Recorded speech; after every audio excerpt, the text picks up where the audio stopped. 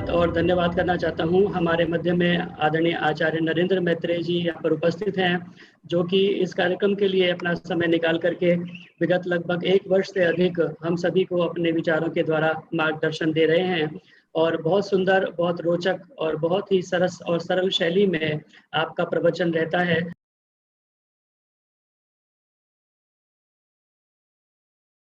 आइए सभी प्रबद्ध होकर के उपविष्टों पूरी श्रद्धा के साथ ओम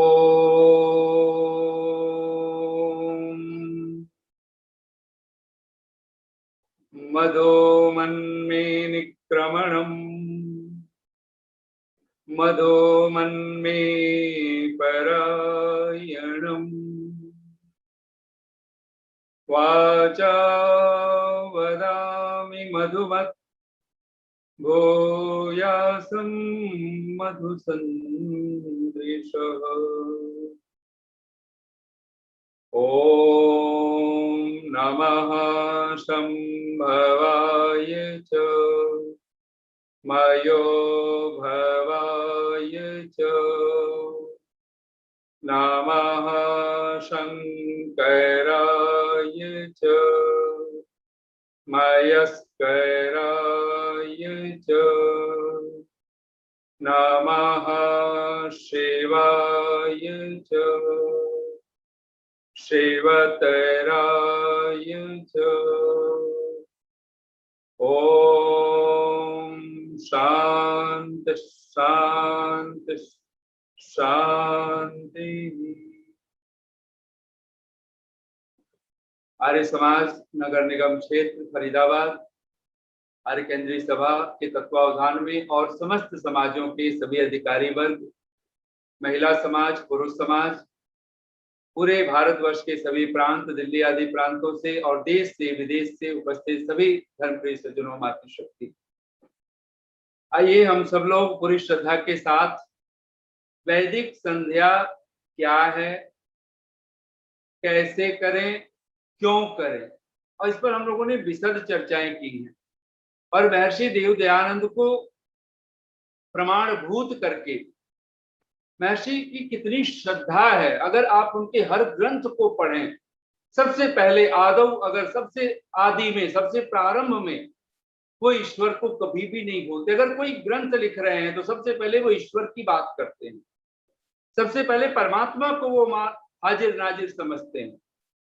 और इसीलिए तो उपनिषद के वचन को त्वमेव प्रत्यक्षम ब्रह्मासि त्वमेव प्रत्यक्षम ब्रह्म वदिष्यामि ऋतम वदिष्यामि सत्यम वदिष्यामि कह करके जो ऋषि अपने ग्रंथ को प्रारंभ करता हो, निसंदेह हम उस ऋषि के अनुयायी हैं।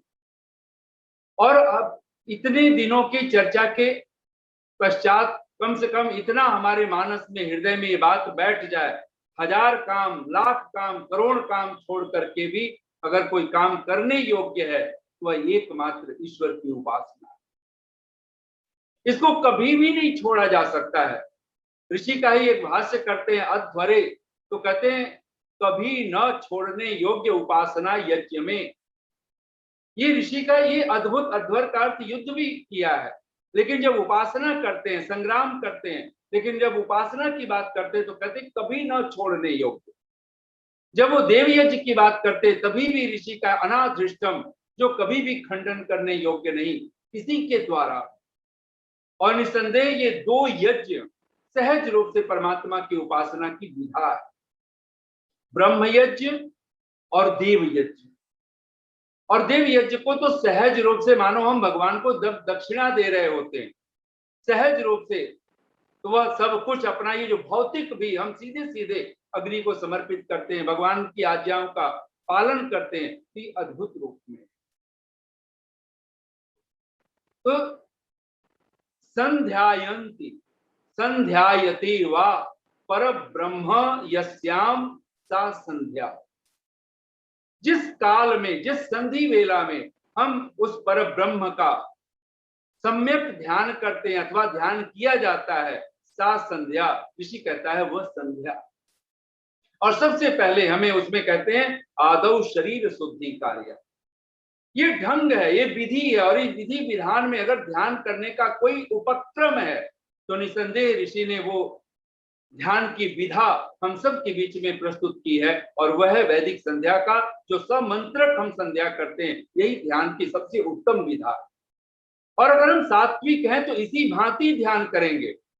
अगर हमारे पास जल पात्र आदि है तो हम आचमन करके, अंग स्पर्श करके, घर में है जहां इस तरह की सुविधा है तो वहां आप आचमन पात्र लें, जल लें, स्पर्श करें, मार्जन करें, और वैसे करते हुए, प्राणायाम करते हुए, समंत्रक प्राणायाम करते हुए जब हम ये वैदिक संध्या के ध्यान के ढंग को अपनाते हैं तो निसंदेह ये ध्यान की अद्भुत प्रक्रिया है।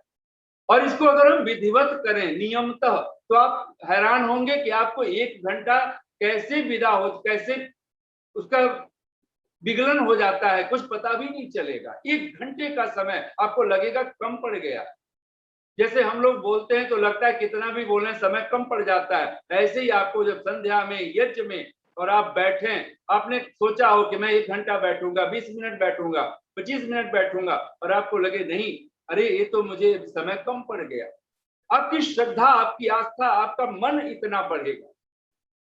और निसंदेह ये जो ऋषि दयानंद का जो क्रम है कि शिखा बंधन, आचमन, अंग स्पर्श, मार्जन, प्राणायाम और तत्क्षण अघमर्षण, और अघमर्षण को आप प्रत्याहार समझिए। ये योग के अंगों में भी आप 8 अंगों की हमने पूरी चर्चा की है कि आप क्रमशः देखेंगे तो योग के 8 अंग पूरे होते हैं। जब आप अंग स्पर्श और मार्जन करते हैं तो मानो ये यम नियम है। जब आप प्राणायाम करते हैं तो स्थिर सुखम आसनम होकर के ही आप प्राणायाम करते हैं, तो आसन और प्राणायाम ये आपकी पूरी, और जैसे ही आप अघमर्षण मंत्र, मानो आपने सारी इंद्रियों को, प्रत्याहार की सिद्धि, मन पर, इंद्रियों पर आपका नियंत्रण हो गया है। और ये सहज रूप से परमात्मा के 2 नाम धाता और वशी, ये 2 नाम अद्भुत हैं। वशम कर्तुम शीलम यस्य, जो सबको वश में रखने वाला है, उस परमात्मा के वश में चले जाना ही, उसकी चरण शरण पकड़ लेना ही, उसी एक के साथ जुड़ जाना ही, और जहां वह वशी है वहीं पर मन को भी रख देना, ये अपने आप में प्रत्याहार। जब हम 6 मंत्रों के साथ मनसा परिक्रमा मंत्र का पाठ, और इसके बीच में ऋषि कहते हैं ईश्वर की स्तुति, प्रार्थना और सब प्रकार से पश्चाताप करना कि ये अवसर मिला है मानव जीवन का और हम वो कार्य नहीं कर पा रहे हैं जिसको करने के लिए जीवन मिला। मन पछतई है अवसर बीते, दुर्लभ देह पाई, मन क्रम भजन अरुहीते। उस परमात्मा का ही तो हम भजन करें, उसी को तो गाएं, अन्यथा एक न एक क्षण आएगा कि मन पछतई है अवसर बीते, और ये अवसर बीतने के बाद सिर्फ पछतावे का, तो पछताना भी ऋषि लिखता है, अगर आप उसमें पंचमहायज्ञ विधि पढ़ें तो पछताने की बात भी करते हैं कि जब आप प्रार्थना करते हैं, जब आप स्तुति करते हैं तो प्रभु मेरे से कुछ परोपकार बन नहीं रहा, मैं आपकी आज्ञा का पालन सर्वात्मना कर नहीं पा रहा हूं, ये पछतावा, ये प्रायश्चित भाव। और इसलिए तो यज्ञों में भी हम लोग प्रायश्चित आहुति देते हैं, हमने सब विधि विधान से किया है प्रभु, फिर भी कुछ गलतियां, कुछ त्रुटियां, और ये कौन मानता है अपनी गलतियों को, अपनी त्रुटियों को, कौन प्रायश्चित करता है, कौन कृतज्ञता व्यक्त करता है? जो सज्जन है, जो साधु है, जो परमात्मा का भक्त है, उपासक है। तो निसंदेह इस बीच में जब अघमर्षण मंत्र और जो 6 मंत्र हैं मनसा परिक्रमा के, इसके बीच में बहुत सारे ऋषिदान लिखते हैं गायत्री मंत्र आदि के माध्यम से ईश्वर की स्तुति करें, प्रार्थना करें, उसकी उपासना करें। और 6 मंत्रों में मैं तो एक बात और आप विचार करें कि जहां आप शिखा बंधन करते हैं, कुछ विशेष भगवान के जो विशेषण हैं वो अवश्य ही ध्यान में रखने चाहिए, तो आपकी सहज ही स्तुति होगी। पहला, जब गायत्री मंत्र शिखा बंधन करते हैं तो देव और सविता कर करके परमात्मा को पुकारा।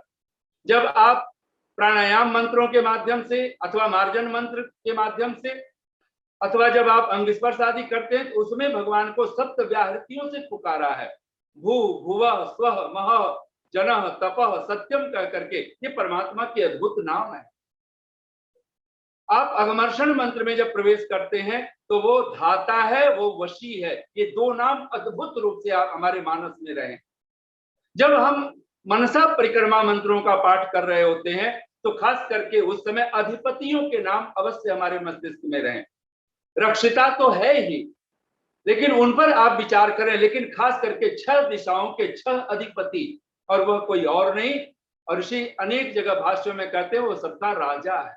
इन दिशाओं का मानो राजा है, स्वामी है, अधिपति है, मालिक है।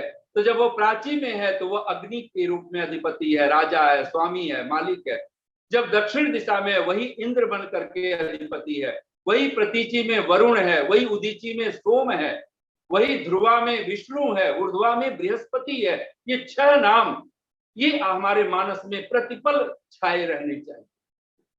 और अगर जागतिक रूप से भी संसार में भी अगर कभी यात्रा करने लगे और आपको लोग कहना हो किसी दिशा में, हमें नहीं पता कि हम पूरब जा रहे हैं, फिर पश्चिम जाएंगे, कि उत्तर जाएंगे, कि दक्षिण जाएंगे, कि ऊपर जाएंगे, कि नीचे जाएंगे, तब समझ में आना चाहिए कि इन 6 मंत्रों का आप पाठ भी करें, अद्भुत रूप से आपको ये अद्भुत रूप से जीवन को आप्लावित कर देने वाला, ये भगवान की कृपा का पात्र बनाने वाला। और सहज ही जब आप उपस्थान मंत्र, ऋषि ध्यान कहते हैं इन मंत्रों के माध्यम से ईश्वर की स्तुति और हम प्रार्थना करते हैं और उपस्थ हो जाते हैं, निकटस्थ हो जाते हैं। उसी में हम हैं और मुझ में वह है। इंसान में भगवान है, भगवान में इंसान है। उन सफीनों का कभी, सफीना कहते हैं नौका को, इंसान में भगवान है, भगवान में इंसान है। उन सफीनों का कभी तूफान कर सकते हैं क्या, जिनका माझी है खुदा, जिनको खुदा पे मान है। मंजिलें चल पड़ती हैं उन राहगीरों की तरफ, पर हमारी मंजिल कोई जड़ नहीं, वो तो परम चैतन्य है। मंजिलें चल पड़ती हैं उन राहगीरों की तरफ, दिल में जिनके जोश है, पैरों में जिनके जान है। कि दिल में जोश का अर्थ ही श्रद्धा है। सबसे बड़ा पुरुषार्थ अगर कोई है तो श्रद्धा को, ऋषि दयानंद ने श्रद्धा को, उत्साह को पुरुषार्थ कहा। और ये पुरुषार्थ हमारा जिसका चित्त सतत प्रसादित है, सतत आह्लादित है। और भगवान वेदव्यास तो श्रद्धा के लिए कह ही देते हैं, श्रद्धा चेतसः संप्रसाद।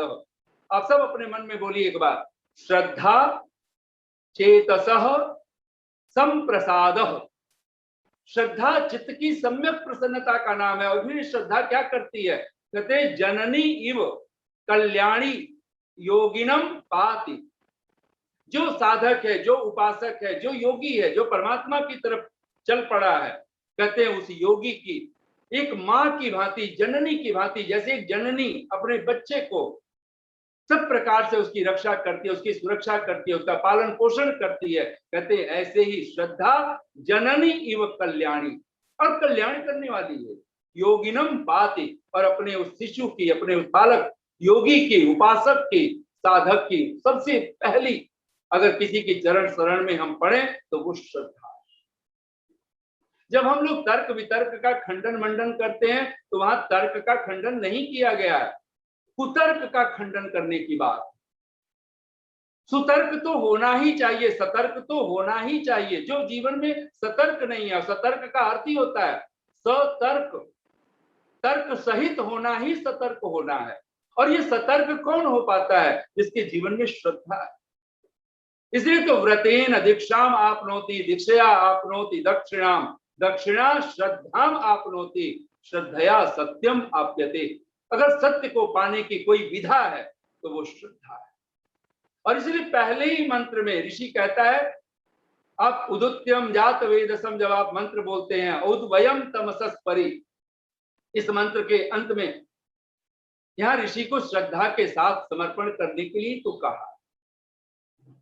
और सहज रूप से हम श्रद्धा से अभिभूत होकर के उस परमात्मा की चरण शरण प्राप्त करते। और ऋषि कहते हैं उद अगन्म, हम ऐसे परमेश्वर को जो तमसः परि है, जो ज्योति है, जो उत्तमम है, जो इन सारे विशेषणों को, जो उत्तरम है, यानी ऐसे परमेश्वर को, और सर्वेशाम लोकानाम उत्तारकम, ऋषिदान भाष्य करते हैं सब दुखों से जो पार उतार देने वाला है, सब अविद्या आदि दुखों से, सब कष्टों से, सब क्लेशों से।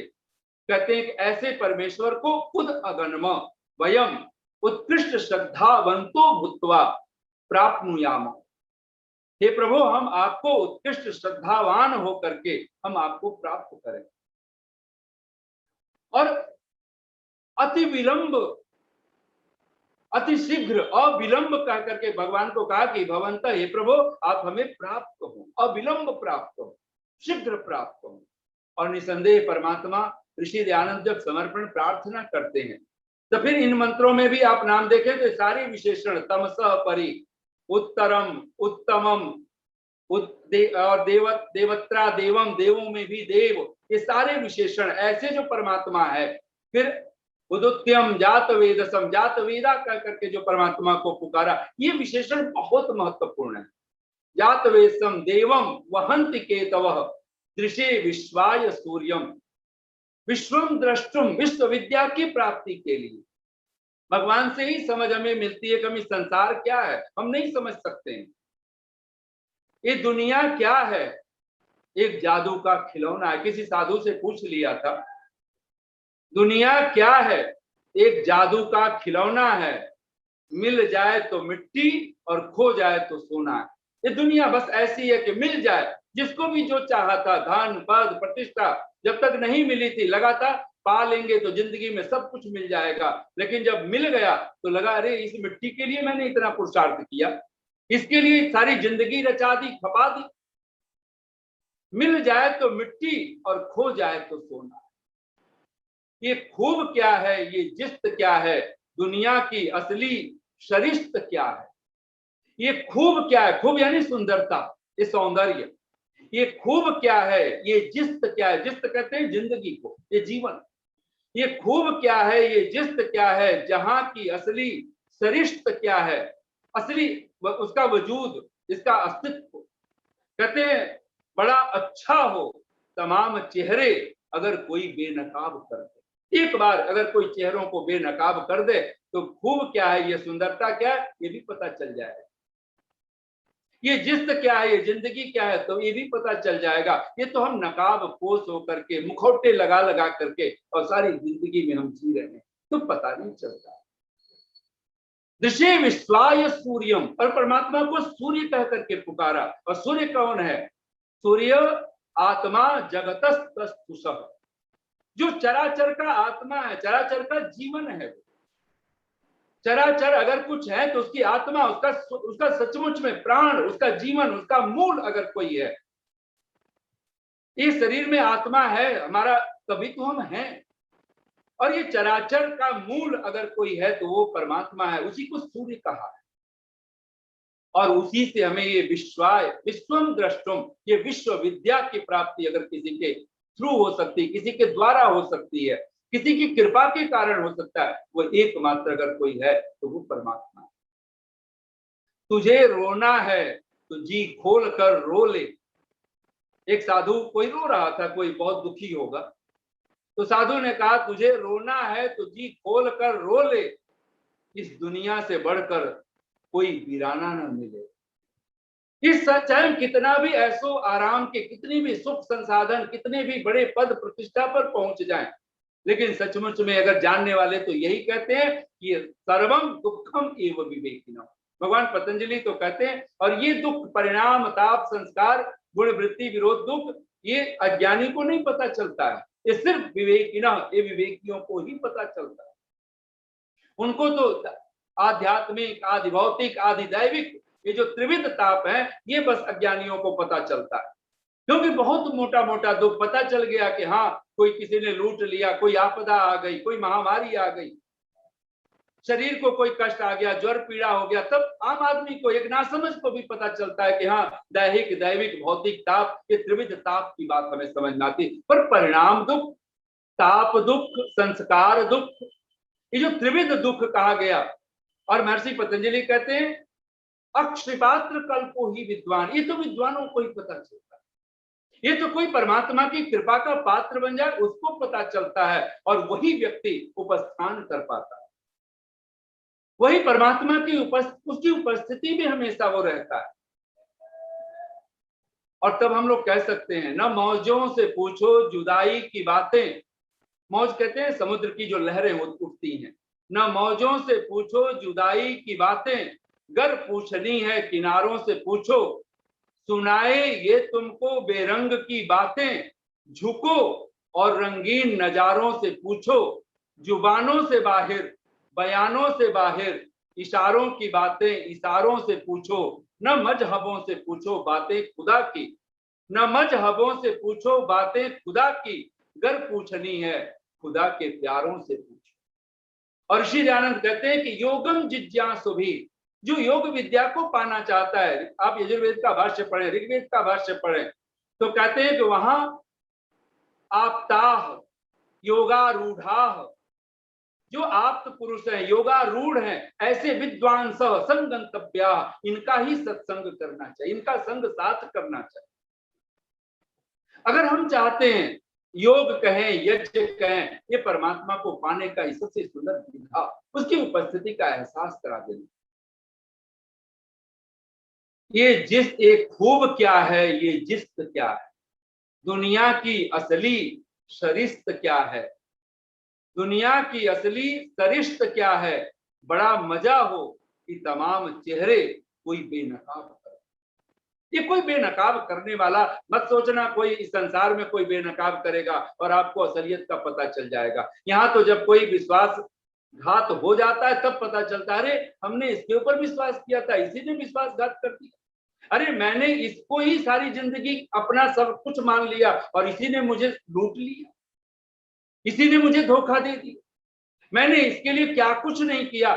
यह दुनिया का असली मुखौटा दिखाने वाला यहाँ कोई नहीं है। सचमुच में आपको जब इस संसार में हैं तो ऋषि विश्वाय सूर्यम, वो सूर्य ही, वो परमात्मा ही सब मुखौटे खोल के रख देता है। यहाँ कुछ खूब नहीं है, इसलिए अगर कुछ खूबी देखनी है, सुंदरता देखनी है, सौंदर्य देखना है और जीवन का वास्तविक जीवन देखना है, दुनिया की असली ढंग देखना है, तो कहते हैं कि परमात्मा की चरण शरण में हम पड़े, फिर तो अद्भुत, फिर तो कोई बात मत पूछो। मैंने सुना है कि बहुत बड़ा चिंतक, जब वो बहुत बड़ा वो तार्किक था और तर्क में कब वो कुतर्क कर बैठता था पता भी नहीं चलता था। और बहुत बड़े बड़े जो विद्वान होते हैं, कभी कभी लोग जो बहुत तार्किक, बहुत बुद्धि से जीते हैं, आप जान के हैरान होंगे, वो इतनी नासमझी पूर्ण भी अवस्था जी लेते हैं और इतनी अवस्था में पहुंच जाते हैं। तो एक साधु जब वो बाद में जब बदल गया, श्रद्धा से विभूत हो गया है, तो कहा करता था, जब कोई बहुत ज्यादा तर्क में, वितर्क में, दिमागों में जीता था, तो बोले कि तुम जो इतना उहा पोह में जो जी रहे हो, इतने तर्क वितर्क कर रहे हो, इतने सवाल पे सवाल खड़े कर रहे हो, इतने प्रश्न खड़े कर रहे हो, मैं तुमसे पूछना चाहता हूं, इन प्रश्नों को, इन उहापोह से, इन सवालों से तुम्हें शांति मिलती है? तो कहते हैं वो पूछने वाला जिसे पूछा था वो ईमानदार रहा होगा, उसकी आंखों में आंसू आ गए। बोले मैं प्रश्न तो बहुत खड़े करता हूं, तर्क वितर्क बहुत करता हूं, लेकिन सच तो कहूं, सच ये है कि शांति नहीं मिलती बल्कि अशांत हो जाता हूं। तो साधु ने कहा फिर तुम छोड़ क्यों नहीं देते ये तर्क करना, ये पागलपन छोड़ क्यों नहीं देते? मंजिल तक पहुंचना आसान न था, मंजिल तक पहुंचना आसान न था, सरहदे अक्ल से गुजरे हैं तो पहुंचे हैं। और वो साधु वो कहता है कि एक समय की बात है, मैं बहुत बड़ा तार्किक हुआ करता था, मेरे तर्कों के आगे सब निरुत्तर हो जाया करते थे, कोई बोल नहीं पाता था। एक सुबह सुबह तो लोग मुझसे बच बच करके निकलने लगे, क्योंकि मैं किसी से भी पूछ लेता था, कुछ भी कोई काम कर रहा है और मैं उससे पूछ लेता था ऐसा क्यों कर रहे हो, और हर किसी के पास कोई उत्तर नहीं होता था, लॉजिक नहीं होता था ऐसा। एक बार सुबह सुबह एक बच्चे को मैंने देखा, उसके हाथ में दिया था, जलता हुआ दीपक, शायद वो यज्ञ के लिए यज्ञशाला की तरफ प्रवेश कर रहा हो। और कहते हैं कि जैसे ही उसने वो दिया देखा है तो मैंने उस बच्चे को ही रोक लिया और मैंने उस बच्चे से पूछा, वो चिंतक कहता है, मैंने पूछा कि बेटे ये दिया तूने जलाया है, ये रोशनी तुमने जलाई है, ये जो दीपक में रोशनी है? तो उस बच्चे ने कहा कि हाँ। उसने कहा बेटे मैं ये बात पूछना चाहता हूं कि बस ये बताओ कि इस दीपक में रोशनी आई कहां से? और कहते हैं कि मैं बड़ा हैरान हुआ, मैं बड़ा खुश था कि चलो बच्चा अब देखो क्या उत्तर देता है। तो कहते हैं बच्चे ने ये सुन करके रोशनी आई कहां से, कोई सेकंड भर, कुछ सेकंड बच्चे ने आंख मूंद ली और कुछ सेकंड बाद जब आंख खोली बच्चे ने फूंक मार कर दिए को बुझा दिया। तो मैंने उस बच्चे से पूछा, बेटे मैंने दिया बुझाने को नहीं कहा है, मैंने तुमसे सिर्फ ये पूछा है कि रोशनी आई कहां से जब तुमने रोशनी दीपक जलाया था। तो उस बच्चे ने कहा कि महाराज मुझे नहीं पता कि मैंने जब दिया जलाया तो रोशनी आई कहां से, मैंने आपके सामने ही फूंक मार के बुझा दी है, अब आपसे पूछता हूं गई कहां, अब आप बताइए। और कहते हैं बस इतना भर सुनना था, मैं बिल्कुल अवाक रह गए। मैंने ऐसे कभी सोचा नहीं था कि कोई मुझसे, एक बच्चा ऐसे प्रश्न कर सकता है। और मैं उस बच्चे के उस चरणों में पड़ गया, मैं लेट गया, मानो उस क्षण मेरा पूरा अहंकार विगलित हो गया। ऐसा लगा जैसे वो बच्चा कोई अष्टावक्र ऋषि बन गया। उस बच्चे ने जैसे कोई सुध दिला दी हो, ये कब तक प्रश्न पूछते रहोगे, मैंने तुम्हारे ही आंखों, तुम पूछते हो ज्योति आई कहां से, मैंने तुम्हारे ही आंखों के सामने बुझा दी है, अब तुम बताओ गई कहां। अब ये प्रश्न अवाक कर दे तो निसंदेह, लेकिन सबको पता है, हर एक साइंटिस्ट को पता है, हर एक जानने वाले को पता है कि मूल तो सूरज है। जब ज्योति, चाहे एक कैंडल भी जब हम जलाते हैं उसमें जो भी रोशनी है उस सूर्य की ही रोशनी है। और जब भी कोई रोशनी बुझती है कहीं और नहीं जाती, वो सूर्य में ही समाहित होती है। जिस दिन हम परमात्मा को जानेंगे इस भांति, तब समझ में आएगा ये खूब क्या है, ये जिस्त क्या है, जहां की असली शरिस्त क्या है। अब तब आपको लगेगा परमात्मा का एक अलग अद्भुत विशेषण चित्रम, वो चित्र है, आश्चर्य गुण कर्म स्वभाव वाला है। उस जैसा चित्र, उस जैसा अद्भुत, उस जैसा सचमुच में कोई दूसरा हो ही नहीं सकता। हम दुनिया में हाथों पर कोई सरसों उगा रहा है, हम उसको जादूगर समझते हैं, उसको हम कोई साधु महात्मा हम बना करके बैठ जा रहे हैं। नहीं, सचमुच में अगर इस संसार में अगर चमत्कार ही देखना हो तो उस चित्र का चमत्कार देखो। और ये शरीर हम लोग कभी सोचे तो सही, ये हमारा शरीर भी कैसे बनता है, कैसे चलता है, कैसे काम करता है, कैसे इन्हीं आंखों में रोशनी भी है, इन्हीं आंखों में जल है। और जिस मन के कारण हम सुखी दुखी होते हैं, सारी जिंदगी हम कहते हैं मेरा मन ये नहीं कर रहा, मेरा मन वो कर रहा है, और कभी हम अपने विचार करते हैं कि इस मन को एक बार खोल करके देख ले, ये मन है क्या। और सब साधनों का, यहां तक जब आप बार बार हम लोग मंत्र पाठ करते हैं सायंकाल सोते समय, रात्रि शयन काल में, तन्मे मनः शिव संकल्पम यत् प्रज्ञान, और सर्व कर्मों का जो साधन है, सब कर्म साधनम, सब कर्म, अगर हम कोई भी कर्म कर पाते हैं तो हम सिर्फ मन के कारण, अगर हम सुन पाते हैं तो मन के कारण, अगर हम देख पाते हैं तो मन के कारण। हम दुनिया में जो भी हमारी ज्ञान इंद्रियां, कर्म इंद्रियां जो कुछ भी कार्य करती हैं, हम सब अगर मन जुड़ता है तो वो कर पाते, अगर मन न जुड़े, मन साथ न दे तो कुछ भी नहीं कर पाएंगे। और अद्भुत बात, उस मन को ही हम समझना नहीं चाहते। इसलिए तन्मे मनः शिव संकल्पमस्तु, ऋषि दयानंद जब इन मंत्रों का भाष्य करते हैं, ये 34वें अध्याय के, यजुर्वेद के 34वें अध्याय का पहले से लेकर के 6 मंत्र हैं। उनमें एक मंत्र में वो कहते हैं शिव संकल्पमस्तु, ये जो तन्मे मनः, वह जो मेरा मन है, शिव संकल्पम, तो शिवे कल्याण करे परमात्मनि कल्प इच्छा अस्य तत् मनः। कहते हैं कि जो शिव स्वरूप, जो कल्याणकारी, जो परमात्मा है, उसमें मेरा मन, उसकी इच्छा वाला मेरा मन हो जाए, ऐसा मन चाहिए तब कोई साधक। और तभी तो पतंजलि कहते हैं अभ्यास वैराग्याभ्याम तन्निरोध। ये एक दिन कोई हम सुन ले, हम लोग कहते हैं अरे एक ही बात को क्यों सुने, एक ही वही तो मंत्र है, कुछ संध्या के कोई नए नए मंत्र हो तो मन लगे। नहीं, आप इन मंत्रों को कितना भी खोलें, 1 बार 10 बार, कभी अगर गुरुदत्त विद्यार्थी अगर ये कह देते हैं कि मैं सत्यार्थ प्रकाश को जितनी बार पढ़ता हूं हर बार कुछ नया मिलता है, आप जान के हैरान होंगे जैसे ऋषियों के वचन हर बार कुछ न कुछ नया देते हैं, ऐसे ही ऋषियों के ये जो परमात्मा के मंत्र हैं आप 1000 बार पढ़िए, जितनी बार पढ़िए आपको हर बार नया नया मिलेगा, और मिलेगा अगर उसकी कृपा के साथ जुड़ जाए। मैंने सुना है कि एक साधु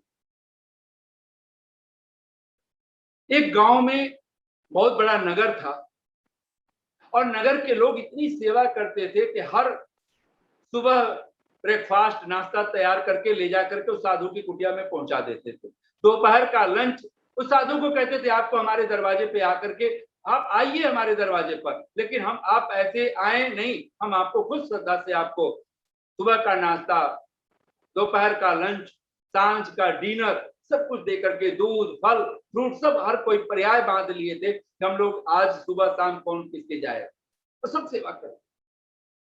हमने भी देखा है कि बचपन में हमारे जो कुल गुरु होते थे, जब गुरु जी आते थे तो हमारे पिताजी के 5 भाई थे, तो सभी पांचों भाई अपने अपने एक एक दिन, गुरु जी अब इतने दिन कितने दिन रुकेंगे, तो कभी 3 दिन का अगर समय लेकर के आए हैं तो वो 3 में तो फिर तो सुबह शाम बांट दिए जाते थे कि सुबह उनके वहां पे नाश्ता होगा, उनके वहां भोजन होगा, किसी के वहां दिन भर होगा, ऐसे करके 5 दिन कभी रुकते थे तो फिर पांचों भाइयों को एक एक दिन मिलता था गुरु।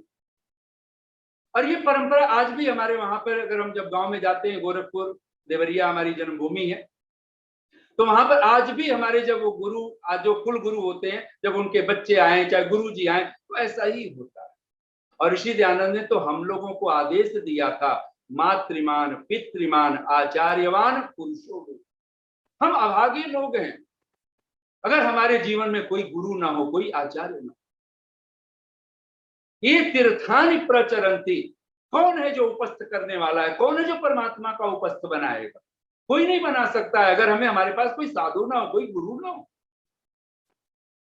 और ऋषि दयानंद इतनी श्रद्धा दिखलाते हैं गुरु की, आचार्य की, तीर्थों की जब बात करते हैं तो आप वहां पढ़िए, वेद, धर्म, सत्संग, आचार्य सेवा, वहां ऋषि के शब्द हैं, आचार्य सेवा इसको तीर्थ कहा है, ईश्वरोपासनम, सत्संग, विद्या, इन सब को ऋषि कहते हैं तीर्थ हैं। और ये आद्यानि तीर्थानि, और ये क्या करते हैं तो अविद्या दुख सागरेभ्यो दुख सागरात जनान तारयंती पारयंती, ये दुख सागर से ये पार कर देने वाले।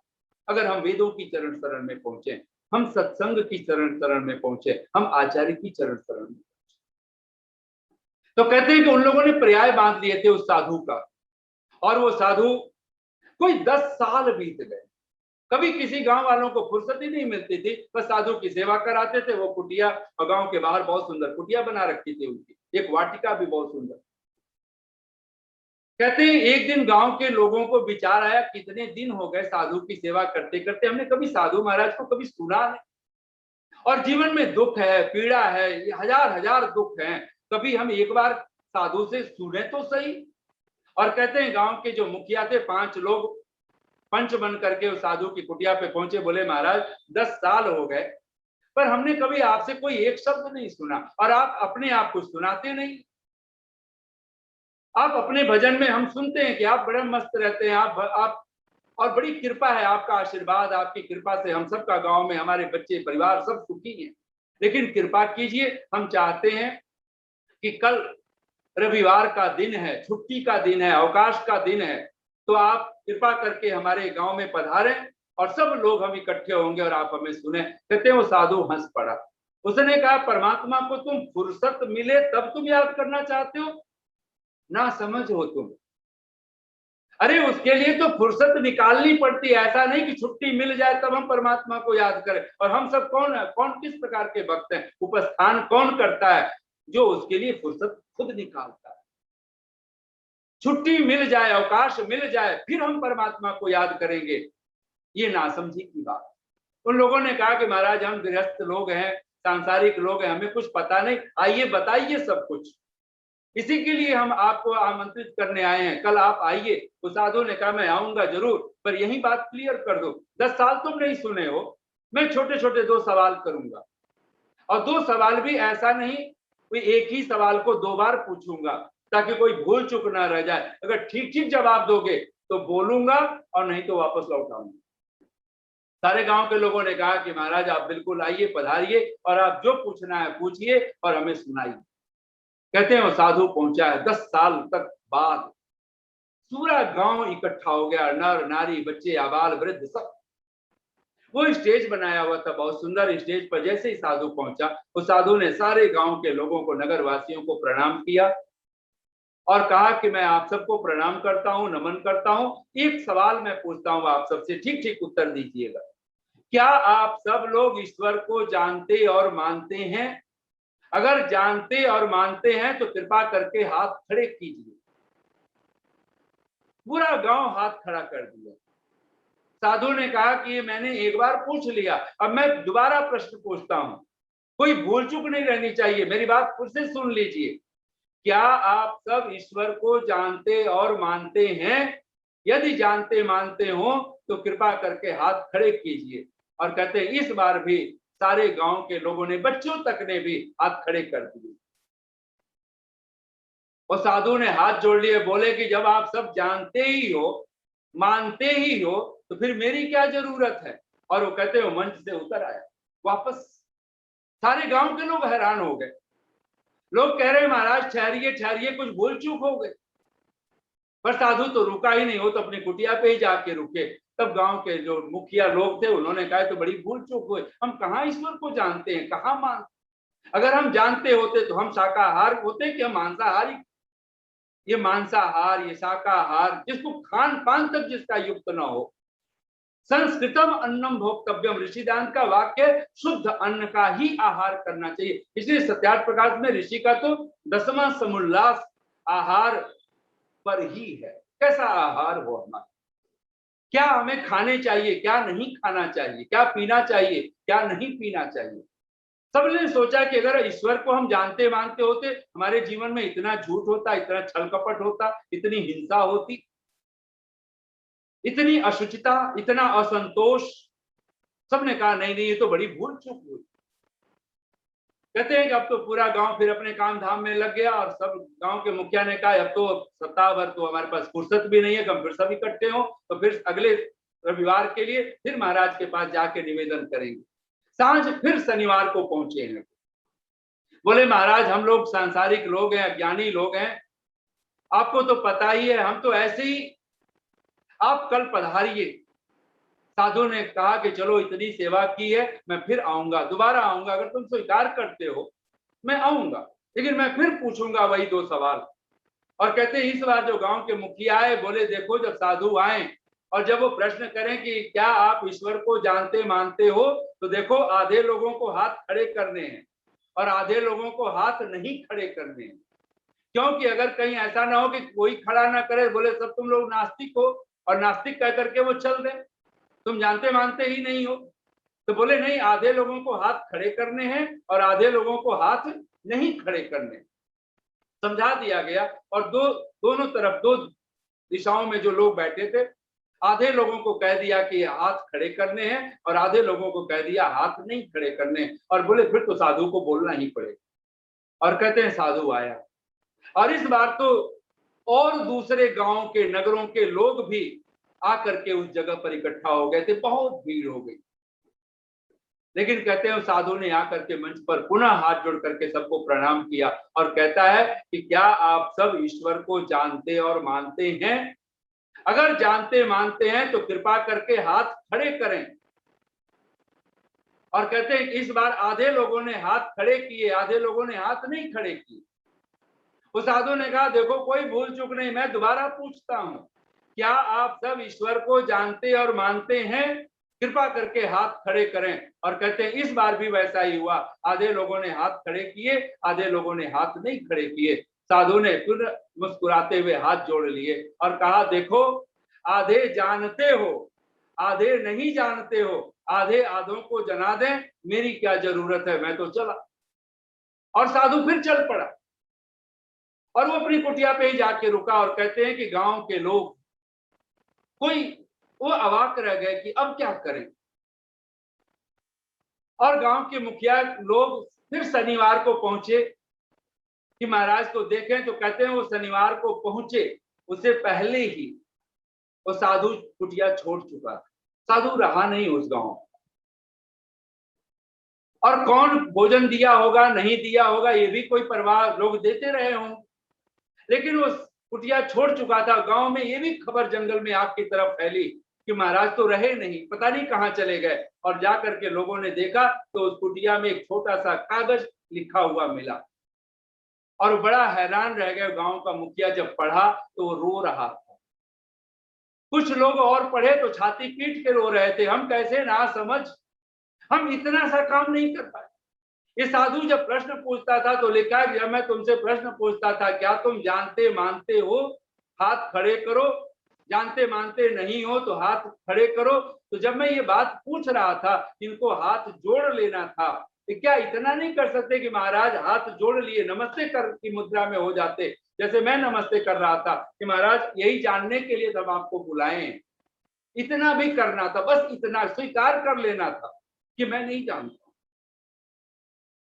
और कहते हैं कि तब साधु लिखता है कि फिर मुझे बोलना पड़ता, लेकिन शायद अब मुझे इस गांव में मुझे मेरी जरूरत नहीं है, और वो साधु वापस कर। सच पूछें परमात्मा भी हमसे कुछ और नहीं चाहता। वो स्वामी जी कहते हैं कि नवधा भक्ति आपने कभी सुनी हो, समय तो बहुत समापन की तरफ है। उसमें प्रथम भगति संतन कर संगा, पहली भक्ति जो कहा है वो संतों का संग है, सत्संग है, सज्जनों का संग है, सत्पुरुषों का संग है। और कहते हैं नौवीं भक्ति जब आप पढ़ते हैं तो कहते हैं नवम सरल सब सन छल हीना मम भरोस हिय हर्ष नदी। नौवीं भक्ति क्या है, भक्ति की पराकाष्ठा क्या है? नवम सरल, हम इतने सरल बन जाएं, सारे छल कपट सब ये जो वक्रता है ये मिट जाए। अष्टावक्र और जनक का जब संवाद होता था और जब जिस अष्टावक्र के टेढ़े मेढ़े शरीर को देख करके सारे जब ब्रह्म सभा लग रही थी जहां पर ज्ञानियों की सभा मानी जाती थी, और अष्टावक्र ने कह दिया था, क्योंकि सब हंस पड़े थे, बोले यहाँ तो सब चर्मकार रहते, इनको चमड़ी की परख है।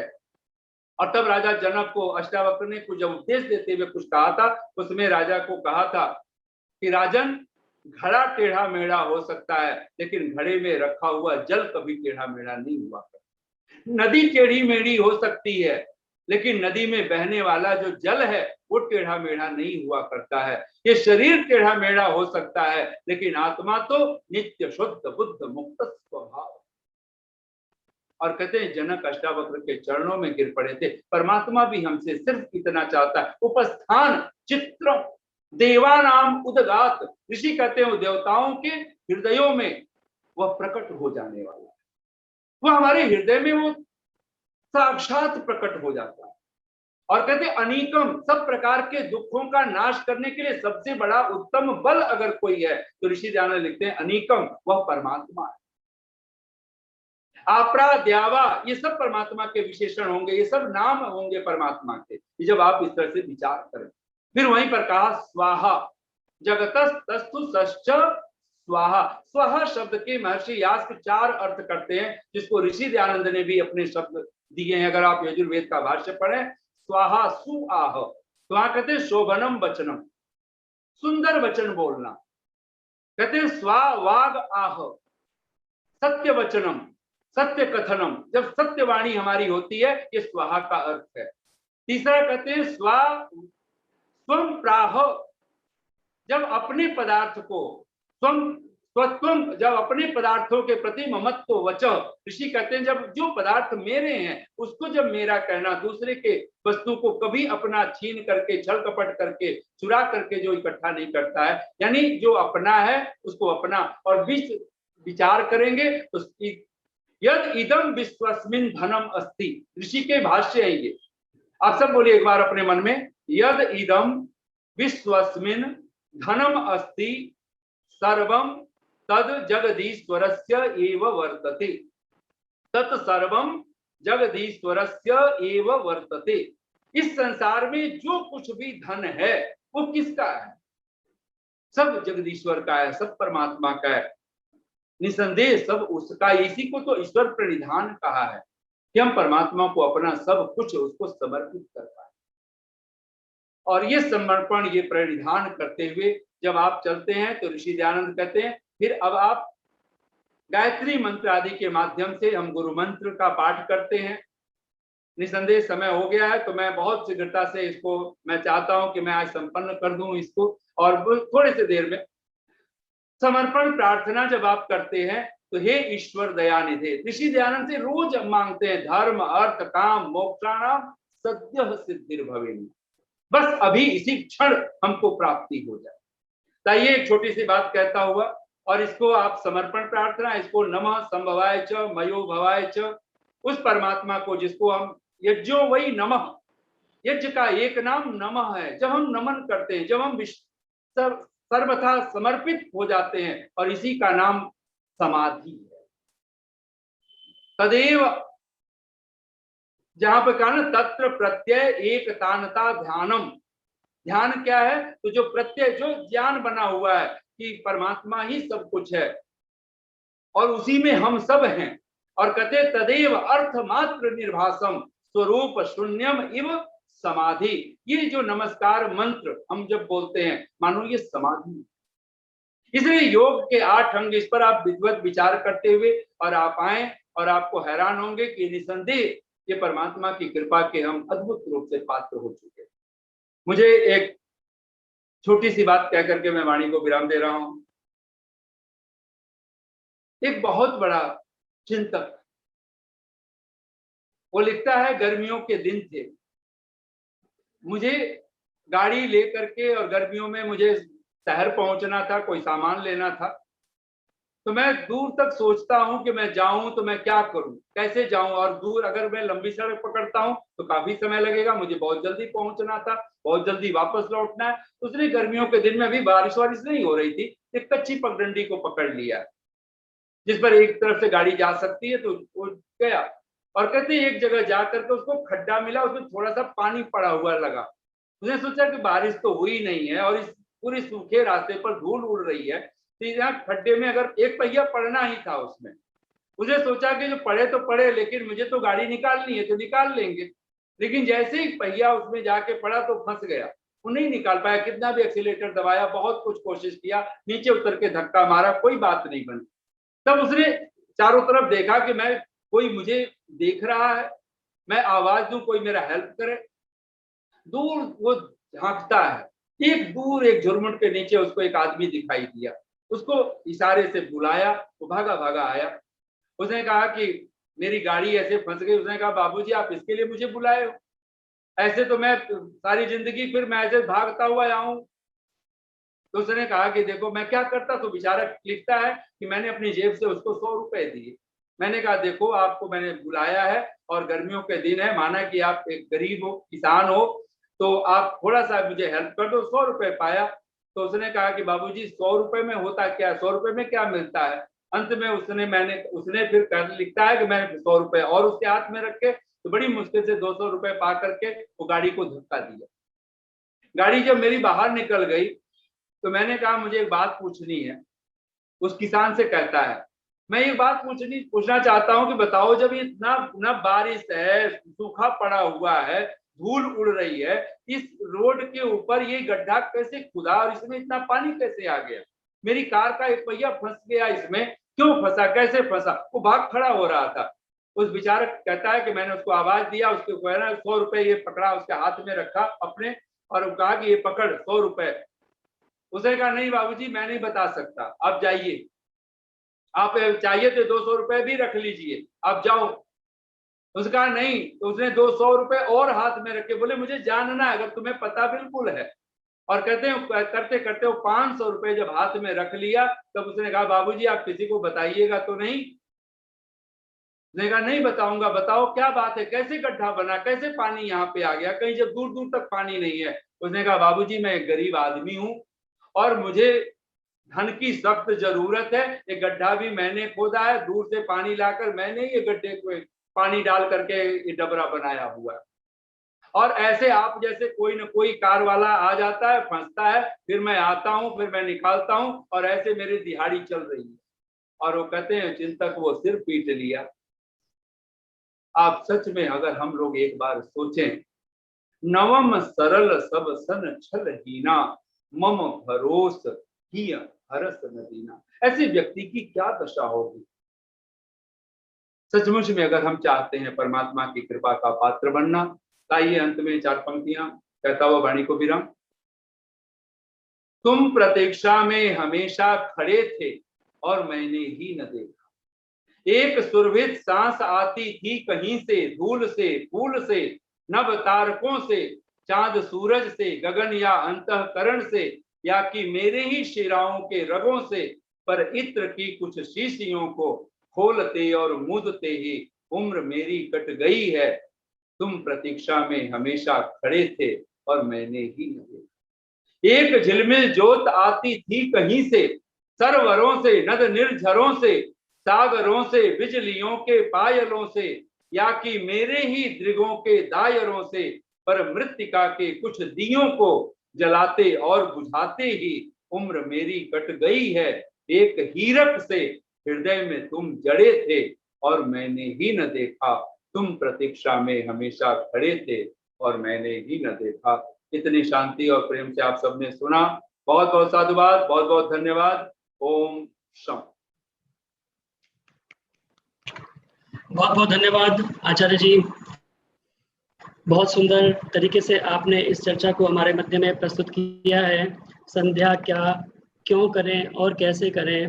और मैं अपने श्रोताओं को यह भी बता दूं कि अगर आप लोग बाद में भी ये सब प्रवचन देखना चाहते हैं, मैं रिकॉर्डिंग तो आपको भेजता हूं, लेकिन ये सारी आचार्य जी ने एक यूट्यूब चैनल पर ये सारे प्रवचन अपने जो है पोस्ट किए हुए हैं, रिकॉर्ड किए हुए हैं, तो आप वहां जाकर भी देख सकते हैं। मैं आपको दिखा देता हूँ। यूट्यूब के ऊपर अगर आप सर्च करेंगे आचार्य नरेंद्र मैत्रेयी के नाम से, तो आपको वहाँ आचार्य नरेंद्र मैत्रेयी जी का यह चैनल देखने के लिए मिल जाएगा।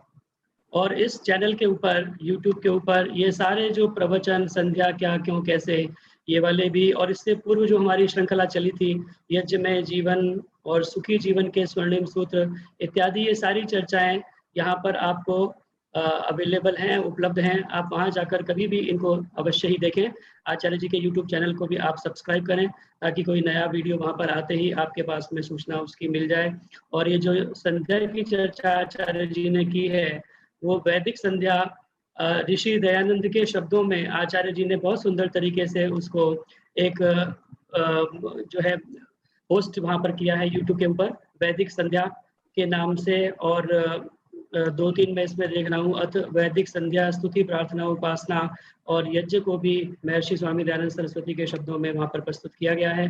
तो आप इनका भी अधिक से अधिक जाकर के यूट्यूब चैनल पर भी आप लाभ ले सकते हैं। बहुत सुंदर प्रवचन जो यहाँ होते हैं वो भी और भी कई आचार्य जी के होते हैं, या कुछ कुछ बीच में और भी जो विषयों पर वो उसमें डालते रहते हैं। तो आप आचार्य जी के यूट्यूब चैनल को भी सब्सक्राइब करें और वहाँ भी जाकर के इन वीडियोस का आप लाभ ले सकते हैं। तो बहुत बहुत धन्यवाद आचार्य जी हमारे साथ में जुड़ने के लिए, और ये सब बहुत अच्छे तरीके से आपने इस विषय को प्रस्तुत किया है। बहुत सुंदर, धन्यवाद।